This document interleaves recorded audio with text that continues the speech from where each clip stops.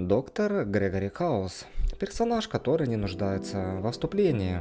Он входит в кадр с тростью, с горькой ухмылкой, с глазами, в которых читаются одновременно презрение и боль. Это не просто врач, это человек, чья психика находится на грани.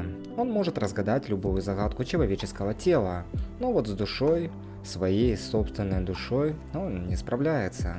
Этот обзор – попытка заглянуть глубже, за пределы медицинского сериала, за фасад цинизма, внутрь психики человека, который лечит всех, кроме себя. С самого начала ясно, Хаус не как все, он не просто умный, он гений, его мышление нестандартно, глубоко, иногда пугающе логично. Он разгадывает болезни, словно сложные ребусы, и часто оказывается прав там, где другие капитулируют. Но его интеллект – это не дар, это броня. Чем ярче горит разум, тем глубже тень от него. Физическая боль, которую он испытывает из-за поврежденной ноги, стала постоянной. Она изменила его не только внешне, заставив опереться на трость, но и внутренне. Сломала часть его личности. Чтобы справиться, он обращается к Викодину, обезболивающему, которое дает временное облегчение, но постепенно делает его зависимым. Вся его жизнь – это балансировка на грани, между проницательностью и безумием, между лечением и разрушением.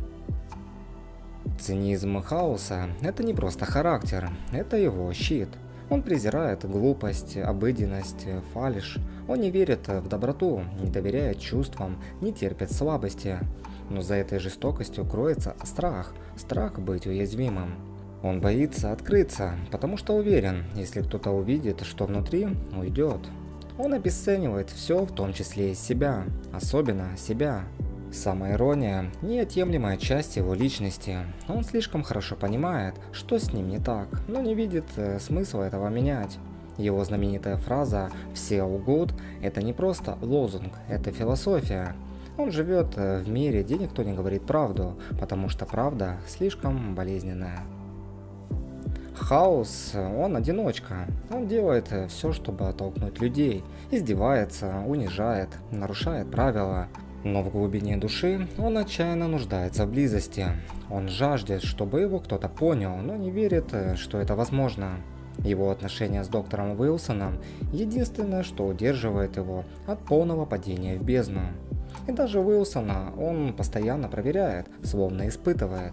«Ты все еще здесь? Даже после всего, что я сделал?» Он разрушает то, что любит, потому что уверен, если не разрушит сам, это разрушится без него. Это человек, у которого нет доверия ни к миру, ни к себе. Хаус живет на грани допустимого. Он лжет, ворует, манипулирует. Он нарушает все правила, и медицинские, и моральные. Но за этим всегда стоит цель – добраться до истины. Ему все равно каким способом. Главное, чтобы пациент выжил. Этические нормы для него – роскошь, на которую он не может себе позволить отвлекаться. Такой образ – архетип разрушителя, трикстера, тени, которая действует не по законам общества, а по своим собственным. Он не хочет нравиться, не хочет быть понятым, он просто хочет быть правым и, к сожалению, почти всегда им оказывается.